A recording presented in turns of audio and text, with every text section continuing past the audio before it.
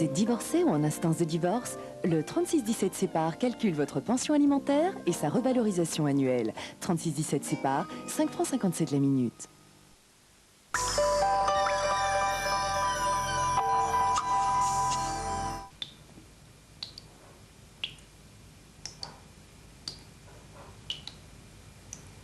Si c'était pour faire une croisière, à quoi bon un 747?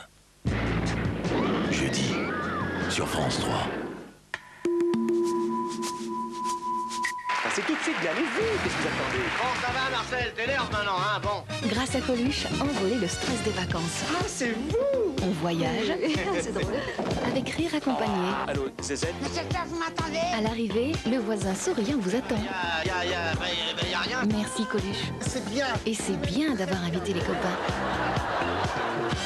Les comiques font leur cinéma, vendredi 22h50 sur France 3. C'est l'été. Prenez le temps sur France 3. C'est l'été.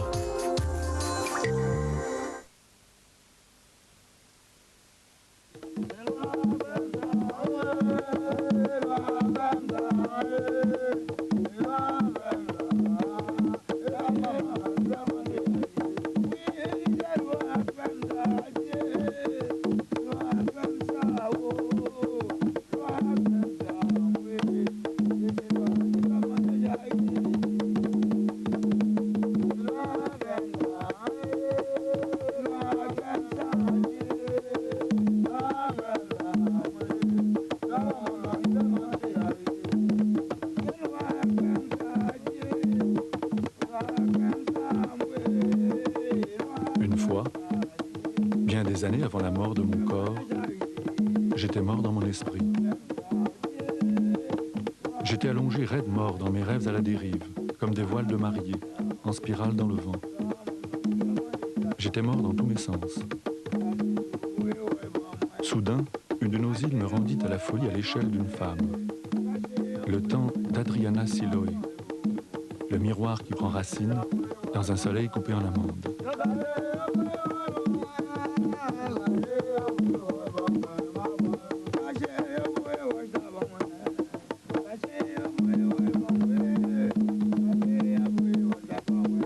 Ce matin-là, le grand miroir de la poésie à la main, je passais de l'autre côté des choses de Jacmel. René Depestre. René Depestre, écrivain et poète né en 1926 à Jacmel, Haïti. Exilé d'Haïti par la dictature de Duvalier en 1959, il rejoint la révolution cubaine. Il quitte Cuba et le communisme en 1978, sans pouvoir rentrer en Haïti. Il devient citoyen français. Prix Renaudot en 1988 pour son roman « Adriana, dans tous mes rêves ». Mon cher oncle, la folie qui t'a chassé d'Haïti depuis 40 ans s'est changée en espoir. Tes amis te le disent, tu peux revenir. Haïti chérie, puis bon pays passé au non point. Pour moi te quitter pour me capable de comprendre valeur.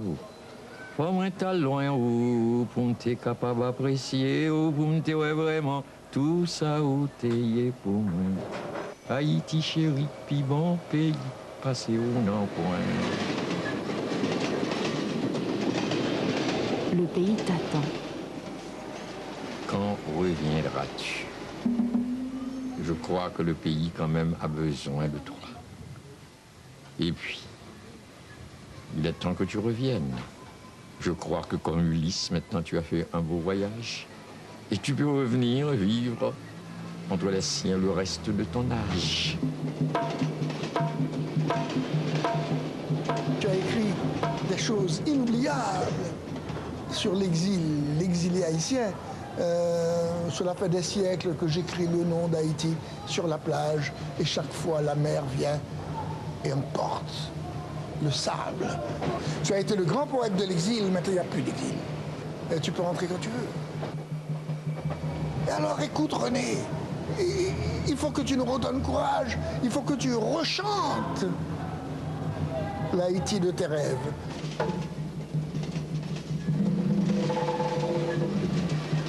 Haïti, c'est l'espérance. Viens au pays.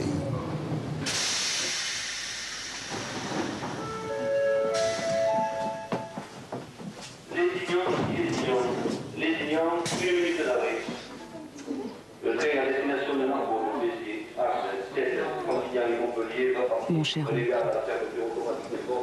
c'est pour te convaincre de venir en Haïti que je te rejoins dans le sud de la France. Mais comment te le dire?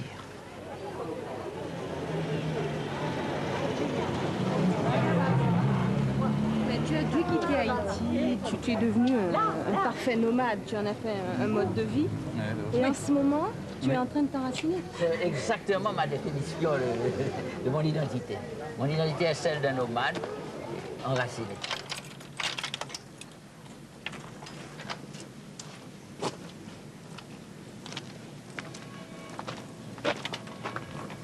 J'ai trouvé un port d'attache, disons.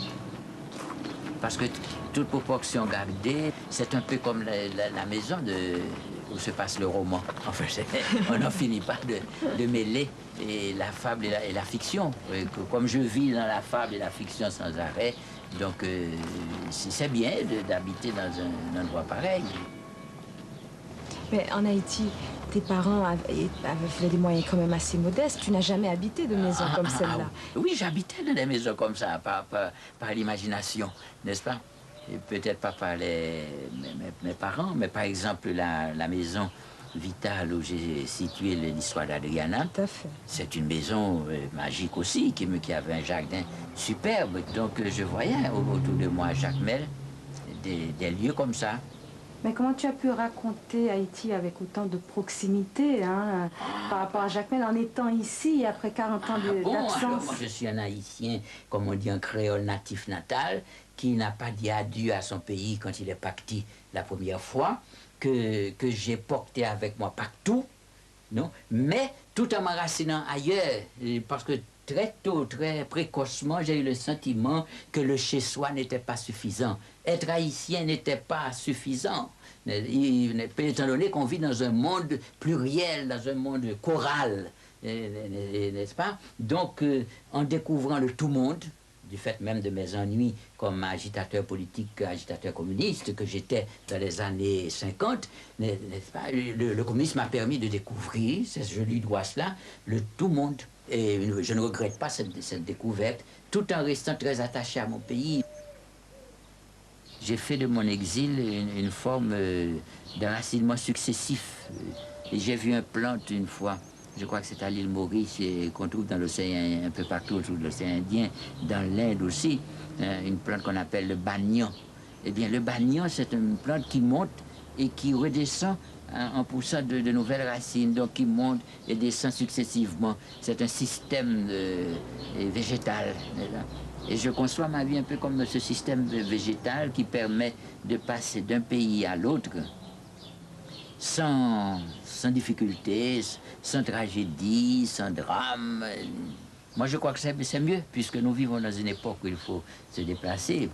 C'est le sort de la plupart de nos compatriotes, des Haïtiens, sont en fuite. C'est un peuple en fuite, une diaspora permanente. Donc, moi, si je n'avais pas ça, peut-être je n'aurais pas pu écrire.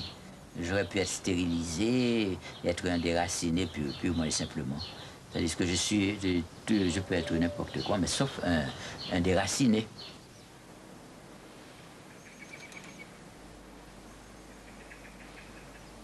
Et beaucoup de gens, parfois, ce qui me fait beaucoup plaisir, c'est que je tombe sur des Haïtiens qui croient qu'ils ne savent rien de ma vie, qui croient que j'écris d'Haïti étant.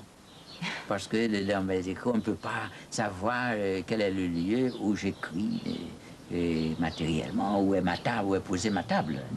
C'est pour ça que je dis que ma table est à Jacmel, finalement. Et chaque matin, je retrouve Jacmel en traversant simplement une pièce dans ma maison même.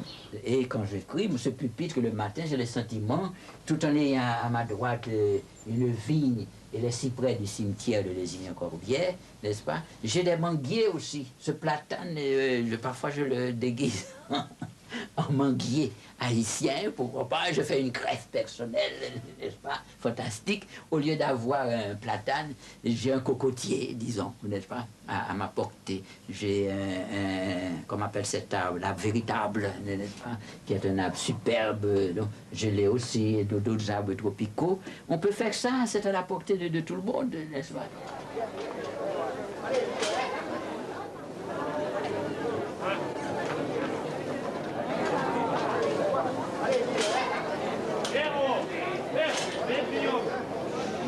Très bien.